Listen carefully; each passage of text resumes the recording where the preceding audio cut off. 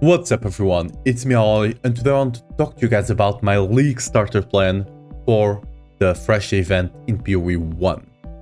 Now, I'm not even sure if you can call this a League starter because it's an event, so an event starter I suppose. But alas, this is the build I'm gonna be playing and hopefully enjoying a lot this season. Now, for the leveling, I'm actually gonna be playing some sort of Toxic Rain, Scourge, Arrow or something like that, and once we get into maps I'm gonna be swapping to the Lightning Arrow because, as most of you probably know, Lightning Arrow is not the greatest at leveling, right? It is what it is. That's why the planner mostly has like 93. You can get into this at like 84, 85, but that's just gonna be the gist of it.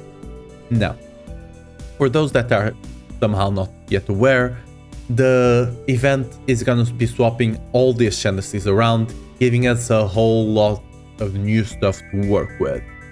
Now, when I will look at all of them, there were a couple of them that I thought were strong, a couple of them that I thought were completely weak, and one that just jumped out of my eyes and just looked cool as fuck.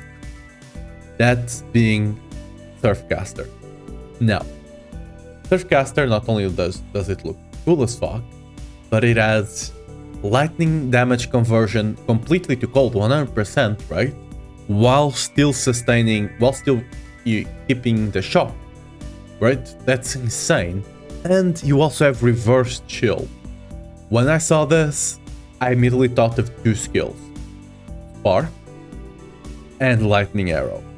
Spark, I think, has a lot of potential, especially if you go do the boxes and you do the thing that allows you to open boxes with spells, right? But for, I want to go fast, I want to kill a lot of stuff, and I want to farm an Headhunter day 1 or day 2. So, we gotta go with the bow character, and Lightning Arrow is just the cream of the crop. I must admit, I was Elemental Hit of the Spectrum enjoyer before, but I think this season, especially with this ascendancy, Lightning Arrow just makes sense always. As you'll be able to see in a second, you can start physical damage quite early, and it doesn't really make too much of a difference between the physical damage and a physical bow and an elemental bow. It's just insane.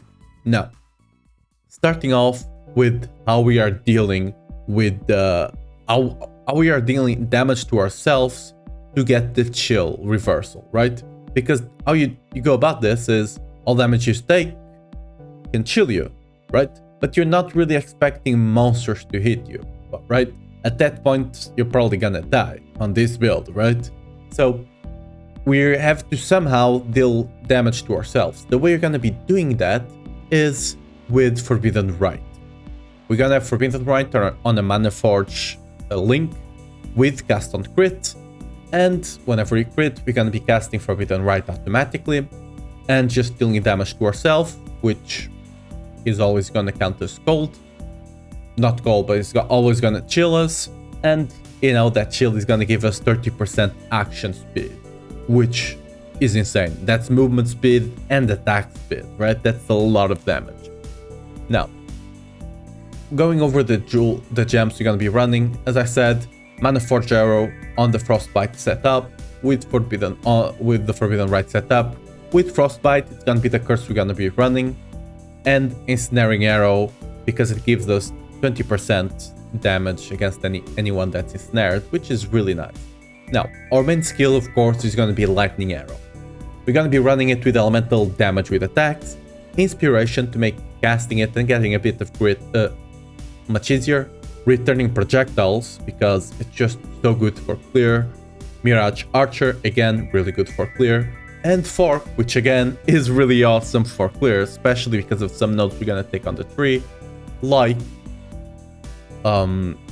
Split Shot, right? It's just gonna make our forking projectiles being able to create another projectile, which will just make our clear insane. Now, we have the option of vicious projectiles here.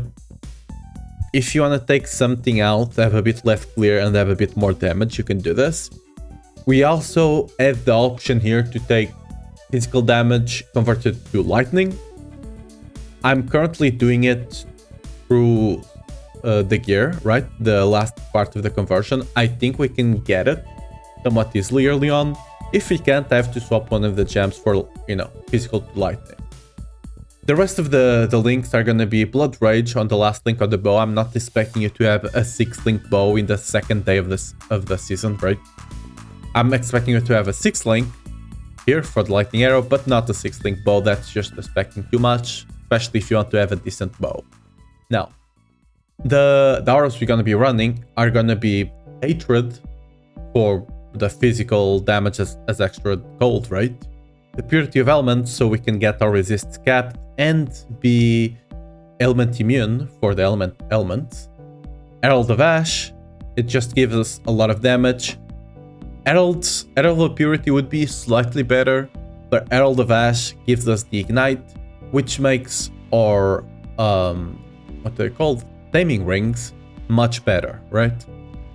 Now, the rest of the skills, we're gonna have on our boots, which are gonna be Linus Paws, for the simple reason that they proc level 5 Rain of Arrows. They give a lot of strength, which is nice. They give movement speed, which is also nice, but it's for the Rain of Arrows. This single-handedly allows us to cut, what is it, 2? We basically have another 6-link here, because we don't have to run Mana Forge or the Rain of Arrows here, which allows us to have power charge on critical here. This is how we're going to be generating our power charges. Cast on crit to cast both Tornado and Hydrosphere. These two skills are skills that you can hit multiple times, and since Lightning Arrow does AoE damage whenever it hits someone, you'll basically be shotgunning things down by having these two abilities, just on the field. They just increase your damage a lot, and you have a chance of hitting them and your projectiles forking and creating another projectile, which will do even more damage to the second target, which likely will be some sort of rare or unique enemy, right?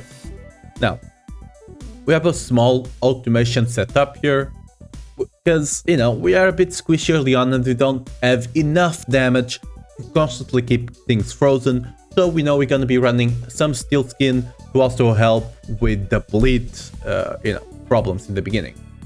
I also have Frost Bomb here. This is mostly to deal if you find some sort of nasty enemy that's regenerating a lot of HP, just put the Frost Bomb down. It's just here for quality of life. You could potentially run, instead of Frost Bomb, you could run Blink, Flame Dash, right? You just run Flame Dash, but do whatever you please here. Now, when it comes to the items, it's really simple. There's nothing major here, but I'll cover the important parts. First of all, again, Lionel's Paw. It's really nice to get that level 5 Rain of Arrows, then basically get the cheap 5 link here. Arius Truth. This unique should be somewhat cheap early on, but it's just insane. Just gives us precision super high.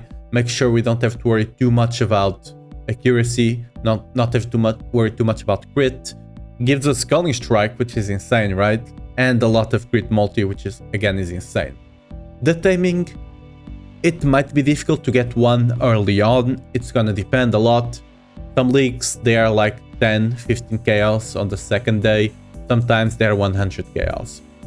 If we can't get them, we might just go for a normal ring with, elemental damage to attacks and a bit of added lightning or whatever.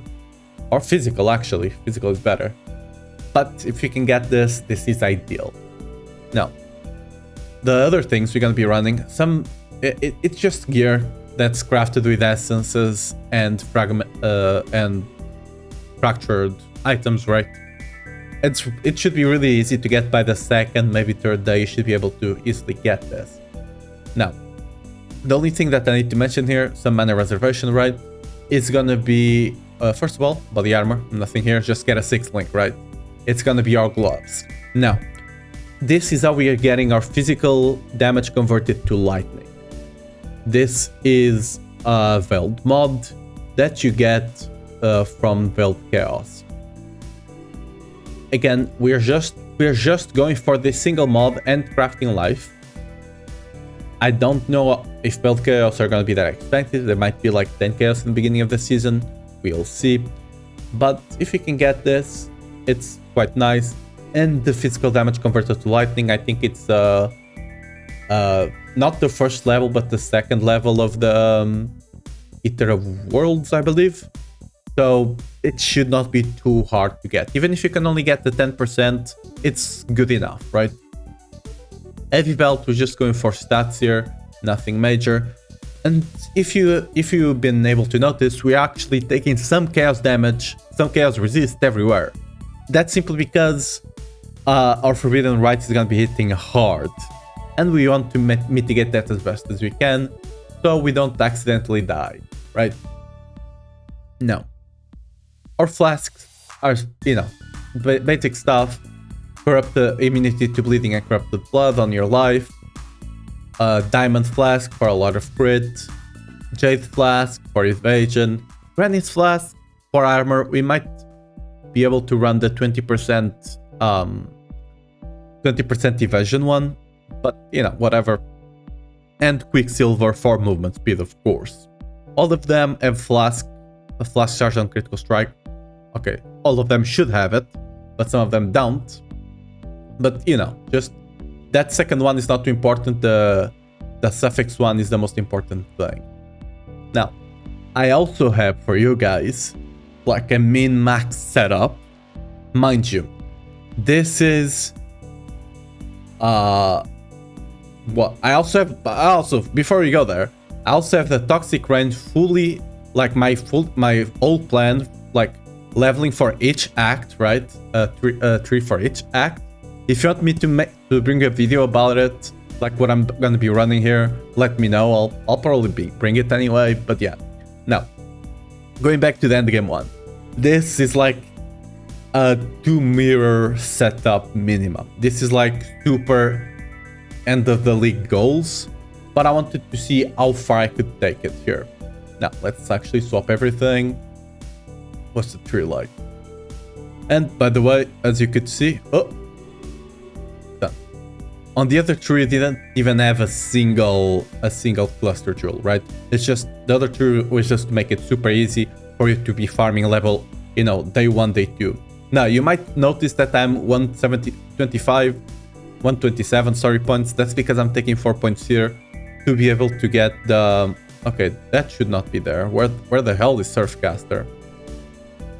Surfcaster is here somewhere. Okay, that was supposed to be Surfcaster over there. We're just taking that extra one because normally we'd not need to take this jewel, right? We just have this tendency. But that's the reason we are going over points here. But as you can see, this damage is insane. We're coming over 200 mil, right? 200 million damage with 8 lightning arrows. Now, again, this build, I'm just gonna quickly go over it. This build is Omega Endgame. This is a mirror bow. This is a mirror quiver, right? Now, everything else, you don't need to have perfect, right? You could have a little less evasion here and there, you know, a little less intelligence here and there, a little less suppressed chance here and there. It's not too big, right? I think the uniques are mostly the same. We also have a Nemesis here and a Net Hunter, right? Once you get Net Hunter into this build, it's going to be your first priority over the Nemesis, right? You get the Net Hunter into this build, you are blasting. After the Net Hunter, I might recommend going for the mirror bow. Depending on things turn out, you know, Nemesis might be a better option early on. It's gonna depend on the market. I have no idea how that's gonna work out.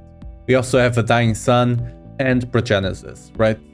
And we're gonna be capping our resists with Elemental Flask. This is not ideal, but it is what it is. If you're on a min-max, right? The build, you should never be stopping. If you're stopping, you're already dead. So if you're not killing stuff, what the hell are you doing, right? Now, the skills change somewhat here, right? As you see, we're taking 4 completely out of the build. We're taking vicious projectiles and increased critical damage. This is a lot of damage. It's like 1/3 of our damage. Jesus Christ. Yeah. Here we're gonna have 3 curses here. We're gonna have actually 2 curses and a mark.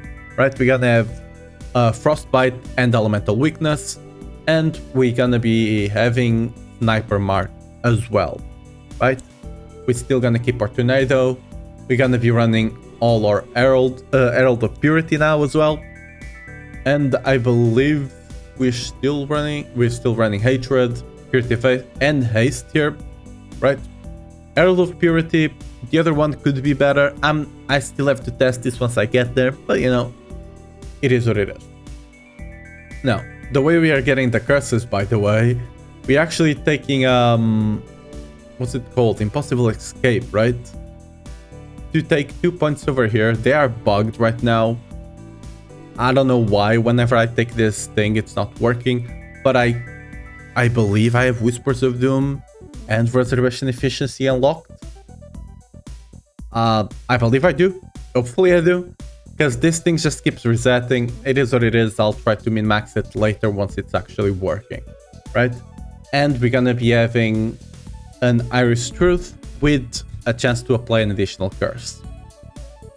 Now, this is 2 mirrors worth.